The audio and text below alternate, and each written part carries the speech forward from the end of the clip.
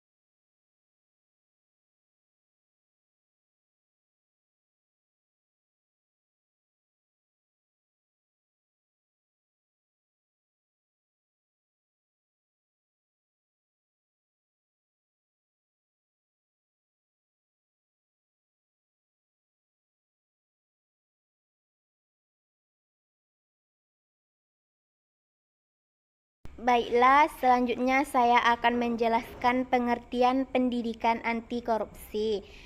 Pendidikan anti korupsi adalah usaha sadar dan terencana untuk mewujudkan proses belajar mengajar yang kritis terhadap nilai-nilai anti korupsi.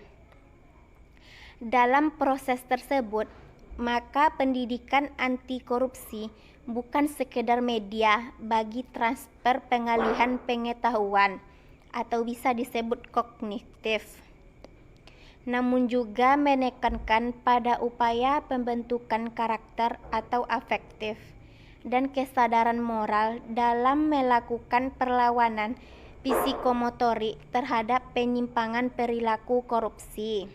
Itulah pengertian dari pendidikan anti korupsi. Selanjutnya saya akan menjelaskan tentang faktor-faktor penyebab terjadinya korupsi. Faktor-faktor tersebut dibagi atas 4 macam. Yang pertama, faktor politik. Yang kedua, faktor ekonomi. Yang ketiga, faktor hukum. Yang keempat, faktor transnasional. Baiklah, saya akan menjelaskan satu persatu dari faktor tersebut. Yang pertama, saya akan menjelaskan faktor politik terlebih dahulu. Faktor politik ini dibagi atas 2 macam. Yang pertama, adanya money politik merupakan tingkah laku negatif karena uang digunakan untuk membeli suara atau menyogok para pemilih atau anggota-anggota partai politik supaya memenangkan si pemberi uang.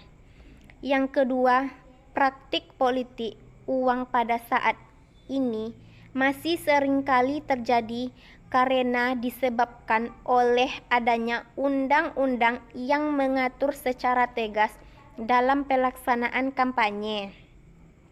Yang kedua, faktor ekonomi. Faktor ekonomi ini terbagi 2 macam juga. Yang pertama, faktor ekonomi berkaitan erat dengan faktor birokrasi yang diterapkan di Indonesia, di mana dalam suasana demikian kebijakan ekonomi pemerintah diimplementasikan, dikembangkan dan dimonitor dengan cara yang tidak partisipatif, tidak transparan dan tidak akuntabel. Yang kedua, dalam realitanya juga menunjukkan bahwa korupsi tidak hanya dilakukan oleh orang yang ekonominya pas-pasan untuk bertahan hidup, tetapi saat ini korupsi juga dilakukan oleh orang-orang yang kaya dan berpendidikan tinggi Yang ketiga, faktor hukum. Faktor hukum ini dibagi atas dua macam juga. Yang pertama, faktor hukum menjadi penyebab korupsi dikarenakan banyak produk hukum yang tidak jelas aturannya.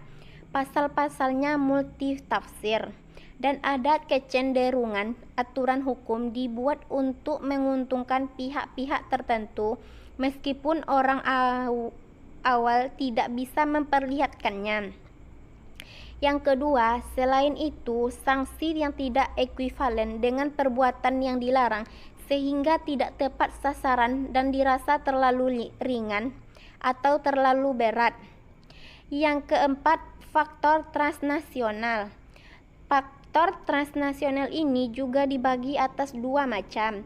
Yang pertama, faktor transnasional amat terkait dengan perkembangan hubungan ekonomi lintas negara yang tidak jarang menambah lahan sumber bagi tumbuhnya korupsi di kalangan birokrasi pemerintahan.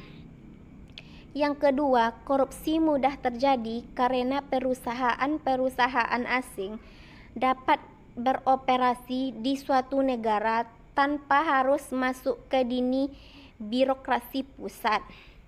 Mereka bisa masuk ke birokrasi pemerintah daerah dengan memberi uang pelican agar dapat berinvestasi di daerah. Itulah penjelasan dari faktor-faktor penyebab terjadinya korupsi. Selanjutnya, saya akan menjelaskan bentuk-bentuk korupsi. Bentuk-bentuk korupsi ini dibagi atas 6 macam. Yang pertama, merugikan keuangan negara. Melawan hukum, melakukan perbuatan memperkaya diri sendiri atau orang lain atau korporasi, menyalahgunakan kewenangan, kesempatan atau sarana yang ada. Yang kedua, suap menyuap, memberi atau menjanjikan sesuatu kepada PNS karena kekuasaan atau kewenangan yang berhubungan dengan jabatan. Yang ketiga, penyalahgunaan jabatan. Pejabat atau PNS yang sengaja menggelapkan, merusak, atau menghilangkan dengan sengaja barang, akta, surat, atau dokumen yang diperlukan. Yang keempat, kecurangan. Pemborong ahli bangunan yang pada waktu membuat bangunan, atau penjual bahan bangunan yang pada waktu menyerahkan bahan bangunan, melakukan perbuatan curang yang dapat membahayakan keamanan orang atau barang, atau keselamatan negara dalam keadaan perang. Yang kelima, pemerasan.